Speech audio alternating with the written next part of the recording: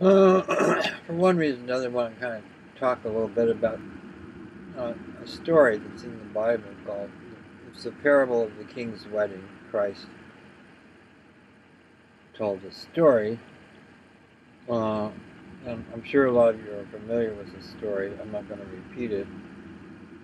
But one of the famous lines from that story is, "Many are called, few are chosen." And he was talking about the kingdom of heaven. Of course, everybody wants to go to heaven, or at least a lot of people do, or they did in the old days. I'm not sure what they want to do now, but I think the souls, it's fair to say, they all want to go. Everybody wants to go to heaven, and so Christ said some pretty neat things about parables. That people couldn't understand it straight on, but you tell them a story. I wish I could remember exactly what he said about that. But anyway, parables were a way to convey things to people that they couldn't just understand straight out, kind of make them think about things. And so, it's a great parable, but it's kind of, it's challenging. Um, and I'm going to say right off the bat that I'm not sure that I know what it means. Now, I mean, because I know most of what it means, but the question in the parable is a question about one of the people that was invited off the street to go to the wedding wasn't dressed properly, and so they threw him out. And so you could think a lot of things about that, and I'm sure some people don't think very, kind of careless, and they think, just kind of takes the easy answer. Said, well, yeah, sure, the guy wasn't dressed properly, so they got rid of him. So what? I don't get it. Another people might say other things about it, what it meant, but I'm going to tell you, I'm going to share with you what I understand about it. When you look at the new gift that God has given, or you can look at the religions and you can say, we're pretty much like the people on the street. The king could get his own people that he had helped, they'd come along and so forth and so on. There was friends and everything. Why they couldn't be bothered, and they gave one excuse and another, and he couldn't get anybody to come.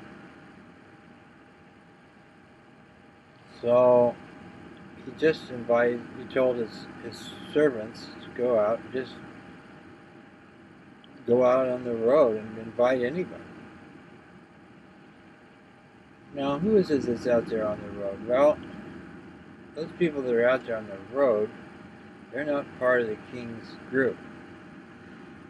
They kind of didn't make that grade earlier, and so one could say that they're kind of like us. They're like people that maybe we had a chance.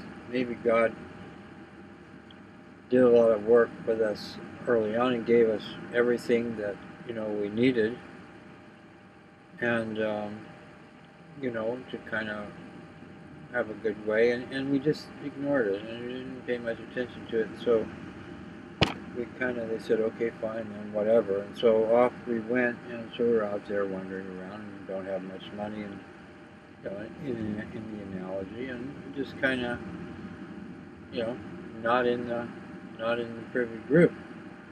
Okay? So we've already had a chance, and we didn't take it. All of a sudden, because of one thing and another, exactly, we don't know exactly, how it could all happen like that, but all of a sudden, we get another chance. The king comes and calls us and says, I want you to come to my wedding. So this is a big chance, because we thought we'd never get another chance, didn't we? We said, well, I don't know. God's maybe a long way away, or I don't know what's going on. And I guess I'm just not going to be one of those people in the king's party. But now, suddenly, Out of the blue, there's the king. Come. Now, if you get that chance, and that's what the gift is. The gift is on the earth right now. You can have it. But if you get that chance, take that gift, boy, you had better realize it. You need to realize it. This is your second, maybe your last chance. You know, speaking of the story, speak about all and everything, but in kind of way of the certain reality to what I'm saying. Maybe this will be your last chance. Your only other chance. It's never going to happen again. These circumstances are not going to rise again, are they? So you better do everything you can. You better. You know, it's interesting is that when you have an opportunity that you can see, you know it's an opportunity, and maybe a big opportunity. Why you will do everything in your power and even go get a little crazy, and make sure that you're going to the job interview, you're dressed right, and you'll borrow stuff from people you would never even talk to before, and just do anything and everything, because this is your big chance. So, if you went to the wedding, and you realized it, and you were poorly dressed, so to speak, and it means, you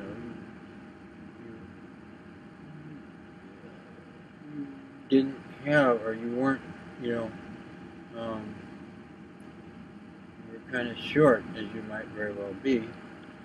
You have to be dressed bad or something, and things like that. But it would be a test for you, wouldn't it? And so you would have to do everything you could, maybe borrow some clothes from the people there, or, stand in the back, try to, that wouldn't be good either, because somebody would catch you out and try to say, look at that guy over there, he's not even dressed right. And so you would, but if you made a really strong effort, if the man had said, well, no, but I did get a new shirt, and I'm trying to get, please have mercy on me, because it was so sudden, and but it's not an excuse, but I mean, because there are no excuses in real life. In the end, there's no excuse. So I tried really hard, and I was able to. So the king made an effort, opened up. Now you have to come back. You have to say yes, yes, yes. And if you do get this gift, you're lucky enough to get it. I'm suggesting to you, make the effort. Give it. Say, yeah. Oh God, this is great. Give me a chance to come home. I'm coming. I'll do it. I'll do anything. I will do anything. I don't care what it is. You just, and I'll make efforts. And then take that up and never look back. Just keep right on doing that. And I can tell you from experience that you will have God will be kind to you. As Subi said, if you pay attention to God, then God will pay attention to you. So now, at the end of this story, Christ says, according to what the translations, so and so forth. So the king takes the guy and throws him out again. Because the guy didn't even realize he was having an opportunity. I mean, it's just a story, so it only goes so far. You can look at it. He didn't realize even then that he had an opportunity. What would he do with it? Who knows what he would try to steal, or what he would try to eat more of the food than he would, or what he might do, or not even notice what happened there. So he was already showing something that, so he got kicked out. Where Christ says there will be a weeping in the outer darkness. And it's just what it says. You might envision some outer darkness somewhere. It doesn't have to be like that. It's just away from the Almighty, out there with a bunch of people that don't know anything and don't care, and it's the darkness. It's out there, down the road, you can look at those people. Oh, they're busy. Where are they So where there would be a weeping and gnashing of teeth. Why would that be? Because at least then they would realize, wouldn't they? Oh my God, I have my opportunity and I blew it. So maybe the next time. God is always coming back. He's always patient. There's always hope. I mean, I can't really say that kind of, but that's my understanding of how things work. Always hope.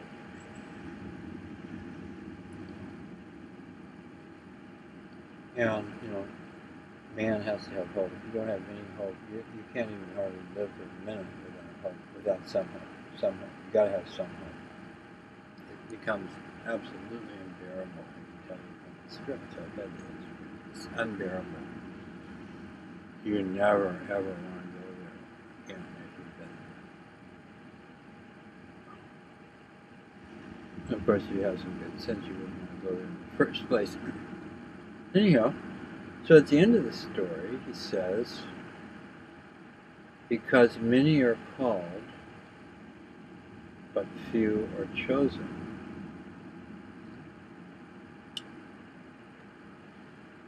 Well, we have intelligence now, so you can say right off the bat, you can say, well, wait a minute, this story doesn't add up because only one guy was kicked out, so most of the people were called, I guess, were chosen then, but that doesn't make sense, does it?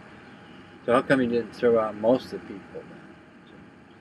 So the story kind of, you gotta, but Christ is talking to millions of people or whatever, or lots of people, and it was translated and everything, so you don't know.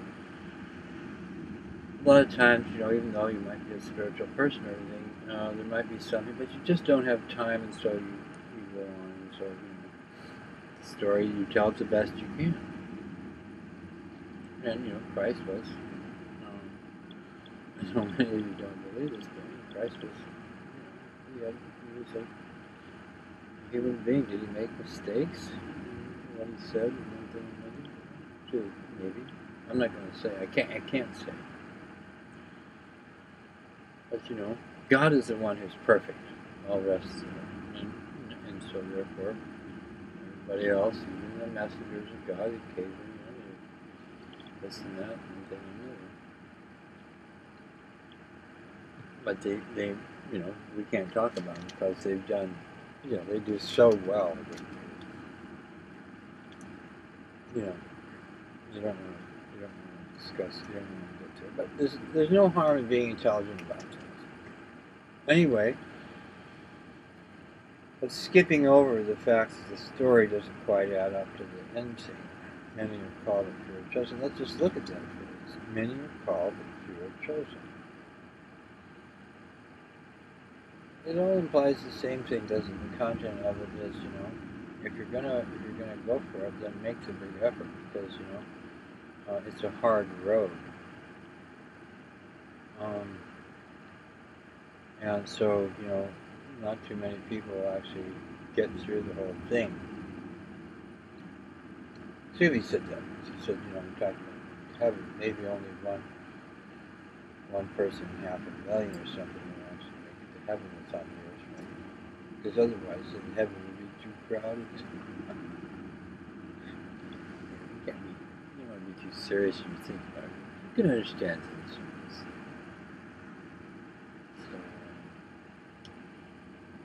That's what I understand about it. Yeah, if you get a second chance, take it and go with it. 100%. Don't look back. Almighty gave you a special chance. Make a special effort. Come right back. Stand up. Do that.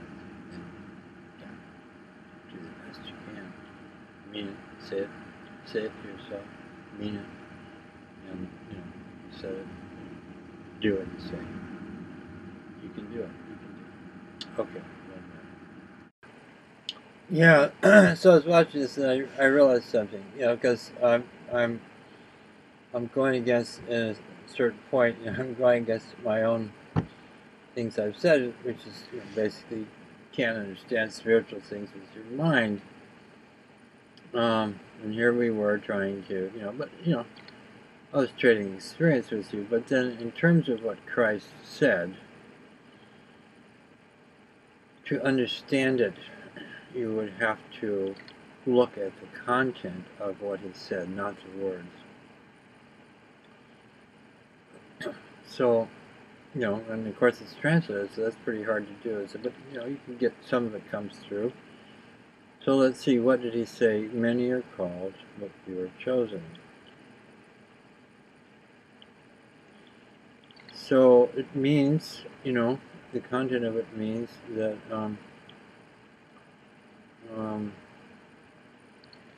you're called by God, okay, and then, but few are chosen means you don't make the efforts, and then you go, something doesn't. So that's a lot easier to accept, isn't it? And that's what I was kind of getting at. Make the effort.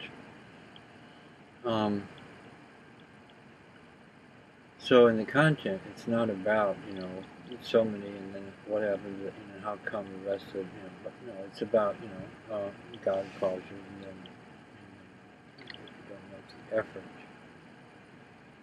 So it's about it's reminding people hey, you get that opportunity, make that effort.